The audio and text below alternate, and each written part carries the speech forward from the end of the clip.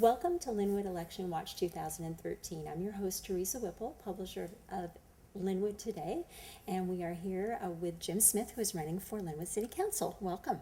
Thank you very much. Pleased to be here. You bet. Start out by asking you to tell folks a little bit more about yourself and why you're running for Lynnwood City Council.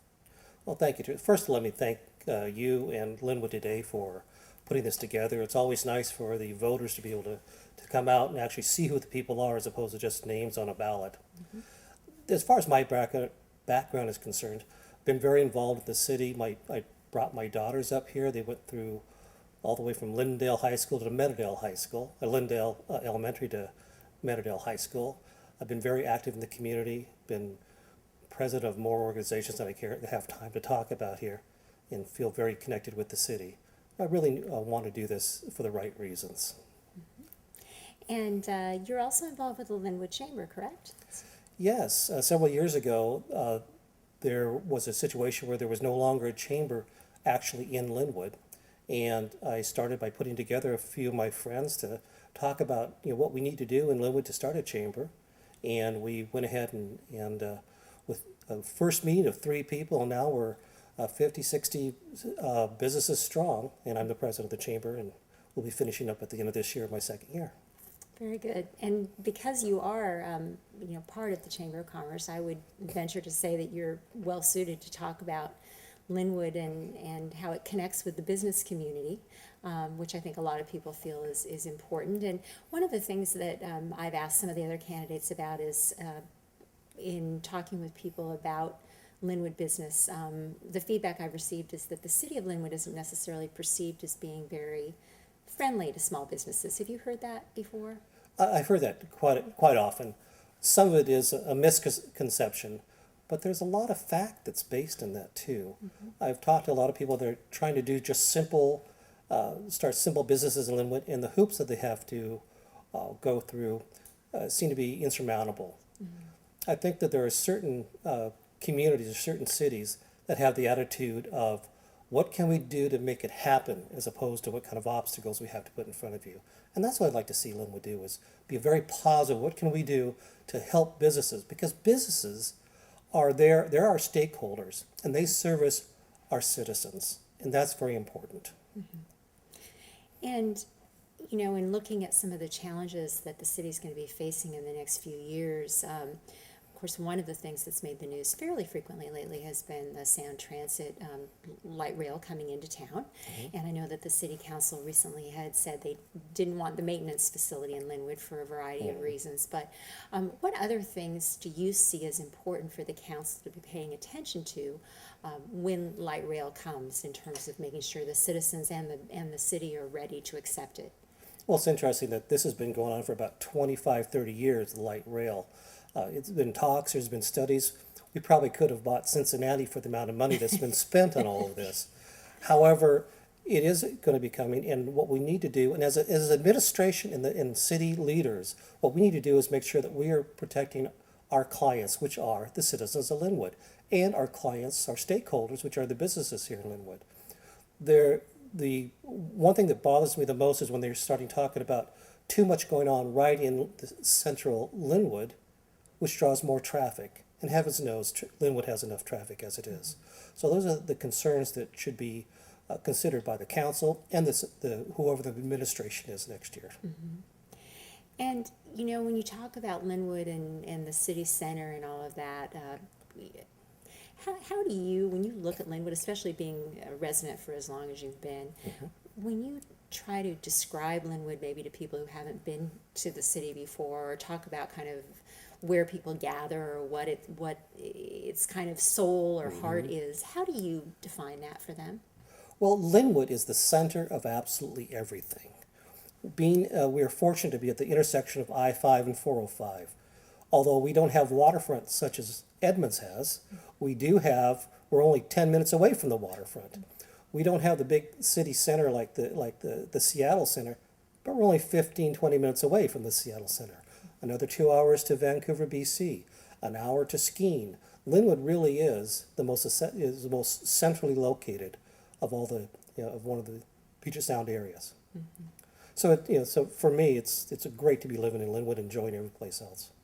Do you think there are some things that maybe in the future the city council could look at to maybe make that even more so in terms of things that could maybe bring more events or things to the city to make it a little bit more lively? Oh, absolutely. In fact, that's something that Lynnwood used to do many years ago, and I hope that we can bring that back. We used to have a festival every single year, our Linnorama Festival. We've also had the Rites of Autumn, the Trolley Days. All these festivals are ones that have been around, have been successful to bring awareness to the city of Lynnwood and bring people in and let people know, hey, we're more than just a mall. And we really are. We really are a community. But the city needs to do more to make sure that we're not the best kept secret in Puget Sound. Okay. One of the things that we've been talking with folks who've come by about are some of the, I guess people would say, hot button issues. And of course, you can't get more of a hot button issue than the red light cameras. Some people have said, no, I don't think people really care about those anymore. They're over it. They have accepted it. They see why we have them. And other people say, oh, no, I've been doorbelling and people still care. What are you finding? Well, what I've found is that there is no middle ground on this. It really is. They either love them or hate them. My biggest concern with the red light cameras is that it's become a revenue issue only. Initially, when it was brought to the council, was brought to the city, there was some good factual data that justified having additional eyes on the roads to do something with the people that were T-boning. But later I found out that 70% of the red light cameras were for rolling right-hand turns. I question that. However, the city right now, because of the poor financial management, is now dependent on the red light cameras. Fact of the matter is, if you run a red light camera where there's a cop there or where there's a camera there, you still broke the law. But is that what we is that what we're going to be down to? Is that we're being run by computers? I hope not. And what would you, if elected to the council, what would be some of your first steps in terms of addressing some of the budget problems that the city is facing right now? This is something that I brought up for many years. The problem with the economics of Lynnwood is that they have addressed revenues without addressing expenses. And the rest of us know that at our household, if we don't have the revenue or the income to support certain things, we don't keep on spending. The city of Lynnwood has had a bad habit of spending beyond their means. We've had some construction that's gone on for millions, tens of millions of dollars when the recession was starting, when it was very obvious we were going to have a major recession. Yet the city continued to build several different new structures. And I think that the first thing we need to do is cut back on expenses. We have now more revenues than we did in 2007, 2008. In those years, the city of Lynnwood increased taxes. They increased something like 5 or 6 different taxes to pay for what was said to be the problems of the recession period of time. Well, everybody else still had to pay their expenses, and they couldn't afford more. So now that revenues are increasing, I hope that now we can also stop charging some of these taxes, like the utility taxes, that hurts the seniors and those that are in the lower income levels. And you bring up senior citizens. One of the things that I was noticing in doing some research is that the demographics of Lynnwood has really changed. In the most recent census, there are a growing number of seniors in Lynnwood. There's also an increasingly diverse population. And of course, you've got the issue that the income level of Lynnwood residents is lower than than the average in the county. So taking all those factors into the account and the fact that you do have some budget problems to address, how would you go about as a council member addressing some of those issues and meeting the needs of some of those residents? Meaning the needs of the residents would, number one, would be to cut back the taxes like I just mentioned. And that hits everybody, whether people live in their own home, live in a facility like Fairwinds Brighton Court or Scriber Gardens or whatever it might be in the senior facilities, or they're renting. They're all affected by these taxes.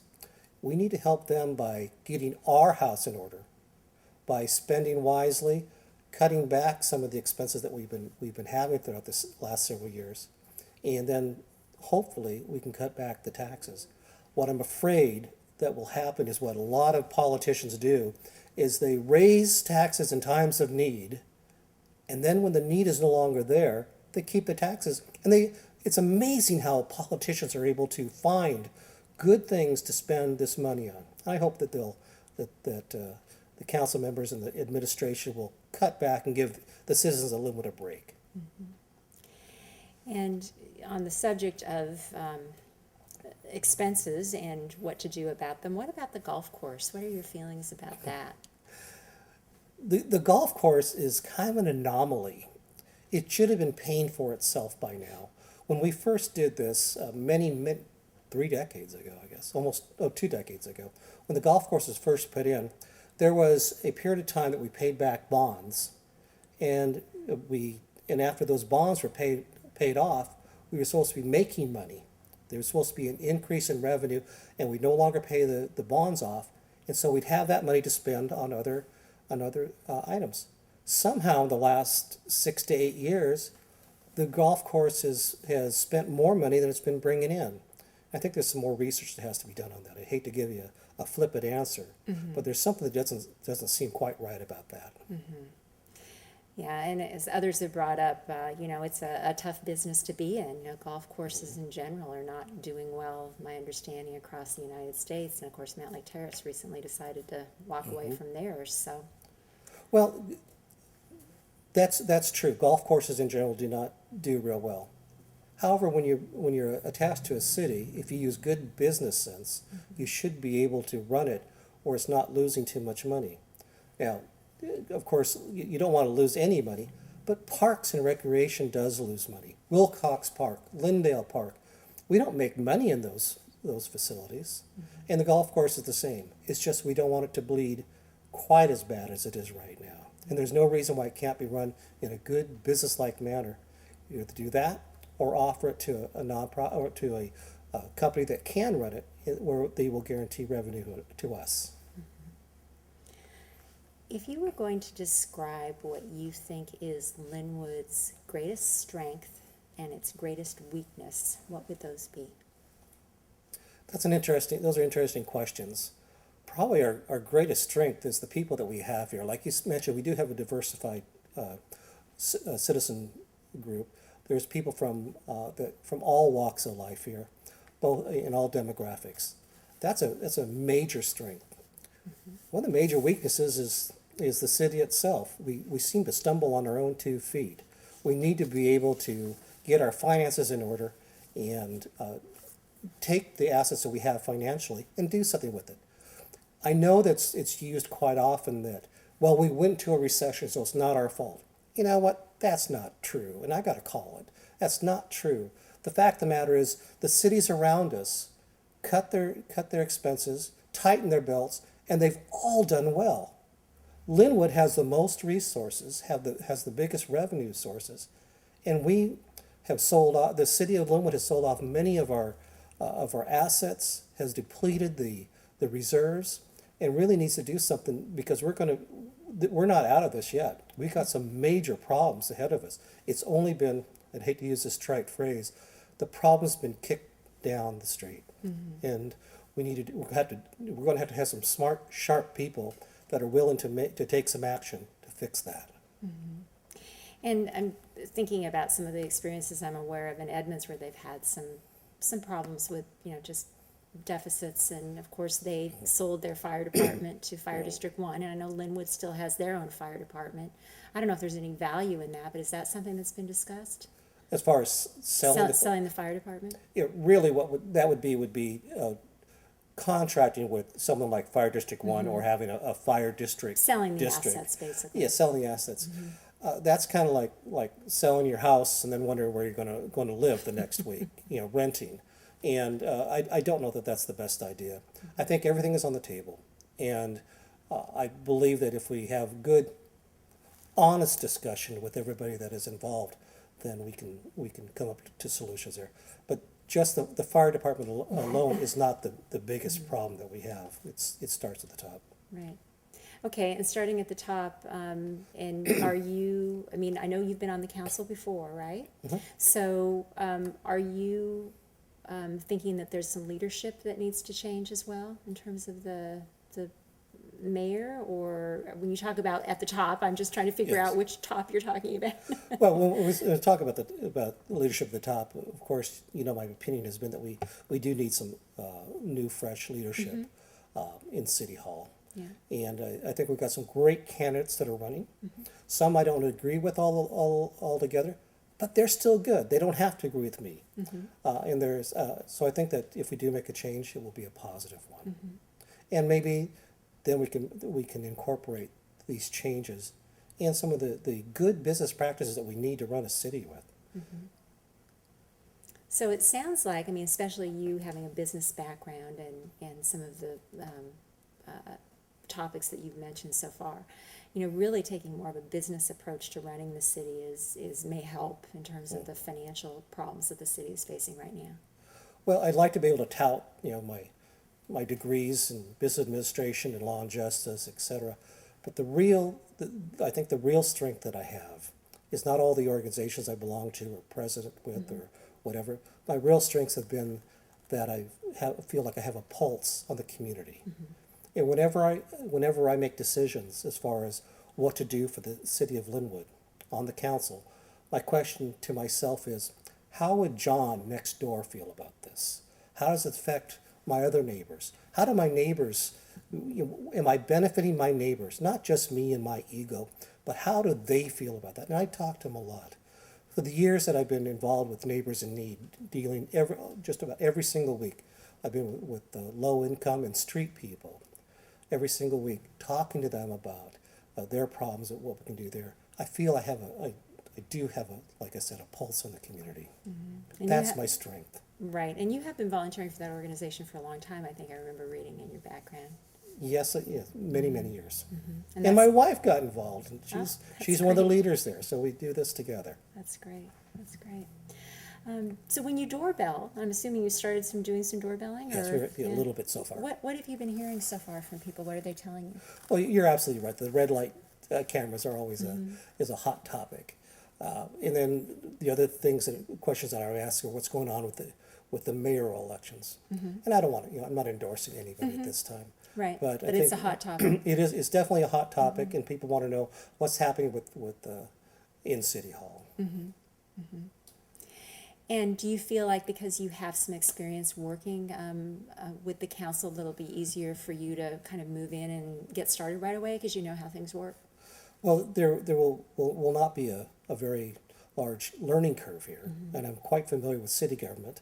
I'm used to dealing with 50 to 55 million, $60 million budgets, not just with this, with the other areas too.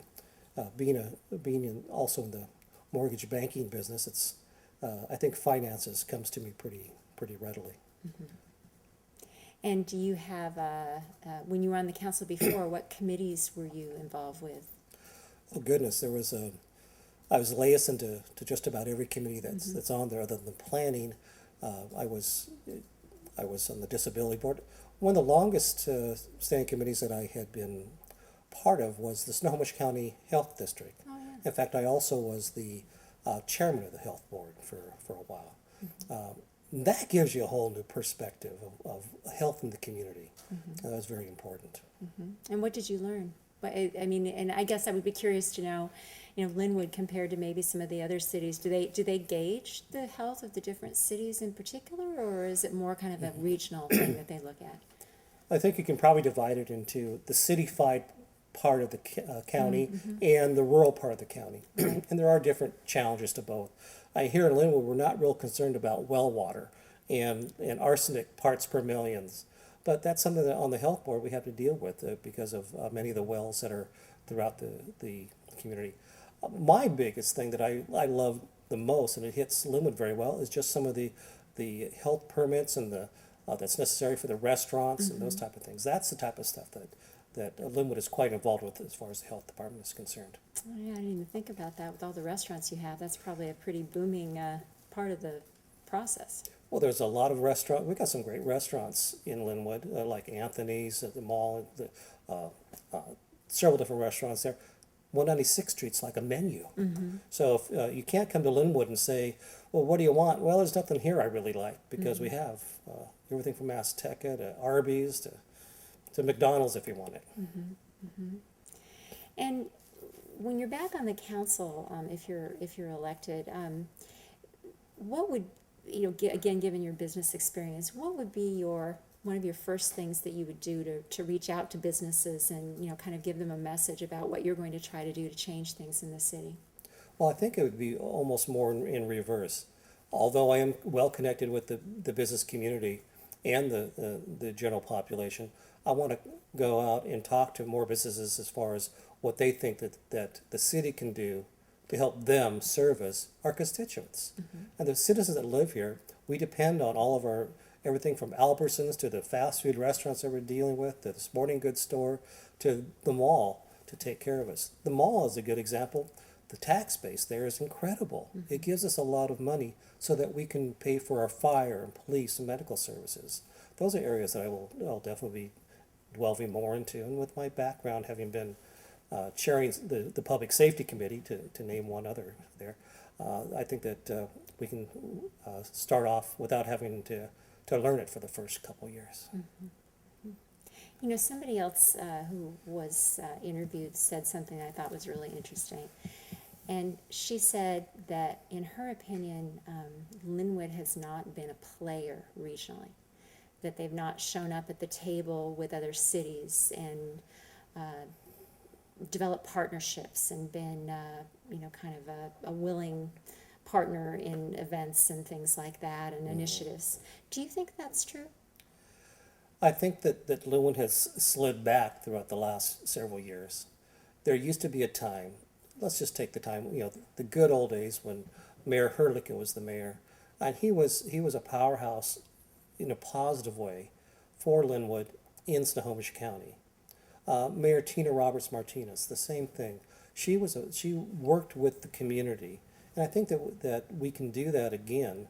I was been to several meetings with the Snohomish County cities and towns. We need to do more of developing those type of things. So you're right on target. We're not here alone. We need to be doing more with our surrounding communities. And would you play a role in that as a city council member? I would love to do that. I think with my background and my ability to work with just about everybody, I hope I would be an asset to all of that. Okay.